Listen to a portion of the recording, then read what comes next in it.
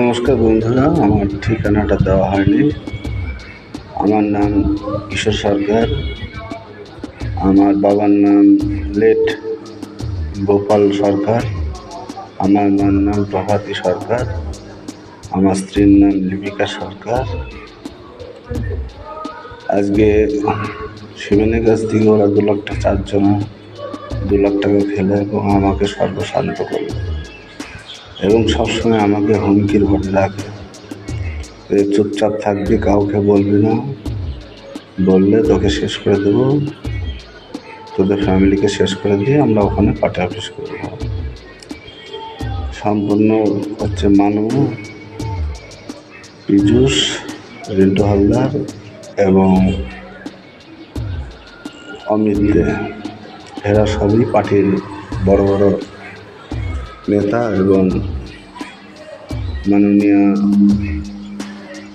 MP কৃষ্ণনগরের মোহাম্মদ আনাত। আমি এদের বিরুদ্ধে কিছুই করতে পারবো না, তাই আমি জীবনটা দিয়ে প্রমাণ করে দিতে চাই এরা কী ধরনের মানুষ।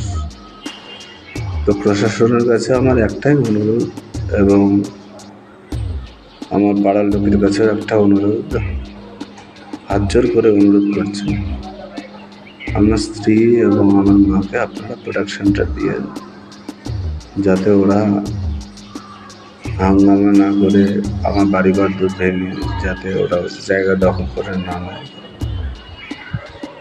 এবং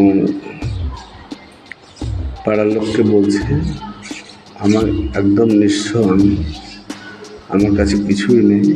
তো পাড়ার লোকজন, আপনারা পাড়ার দাদা, ভাই, কাকা, কাকি, বয়োজ্যেষ্ঠদের সবাই বলছি, আপনারা ভিক্ষা করে আমার সৎ কাজটা করে, কারণ আমার কিছুই নেই আর বেঁচে থাকার মতো, হয়তো 2টো ডাল ভাত পাবো, কিন্তু ওষুধ কিনে খাওয়ার মতো আর কিছুই নেই। আমার স্ত্রীর কোনো মাসে 2,500, কোনো মাসে 2,000 ইনকাম হয়, আর আমাদের মাননীয় মুখ্যমন্ত্রীর ওই ভিক্ষা পায়।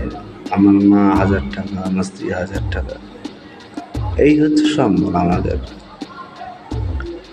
তো এর মধ্যে আমার ওষুধ চালাবে না আমাকে দেখভাল করবে, আমার কোনো কাজ করার কোনো ক্ষমতা নেই। আমি ভাবতে পারিনি যে আজকে আমি নিজে টিএমসি পার্টি করে আজকে আমার দলের ছেলেমেয়েরা আমাকে এইভাবে শেষ করবে। এই অমিত থেকে বুথ সভাপতি আমি করেছিলাম, আমি প্রস্তাব দিয়েছিলাম অমিত দেব বুথ সভাপতি হোক। সবাই মেম্বার টেম্বার সবাই জড়িত এদের সঙ্গে। মেম্বার এখন দেখা হলে কথা বলে না, কিন্তু পুরো ইলেকশনটা আমার বাড়ি থেকে আমার পকেটের পয়সা দিয়ে তাদের চা বিস্কুট খাইয়ে, আমার কাছে আমার তখন ইনকাম ছিল, আমি কাজ করতাম, চান্দির কাজ করতাম শহীদুলের দোকানে। আমি আমার পকেট থেকে চা বিস্কুট দিয়ে খাইয়ে তাদের 2 মাস যাবৎ প্রত্যেক দিন রাত্রে 8টা থেকে 10টা, 11টা, 12টা পর্যন্ত আমার বাড়িতে মিটিং করে আজকে তারা ইলেকশনে জিতল। অনুভূতিকে আমি বলতে গেছিলাম ব্যাপারটা, আমার স্ত্রী আমাকে বললো যে না, বলো না, বললে ওরা তো বারবার শাসাচ্ছে যে এই কথা যেন, এইসব কথা যেন কাউকে না বলিস, বললে কিন্তু তোদের 3 জনাকে মিলে উঠে তোদের বাড়িঘর সব দখল করে নেব।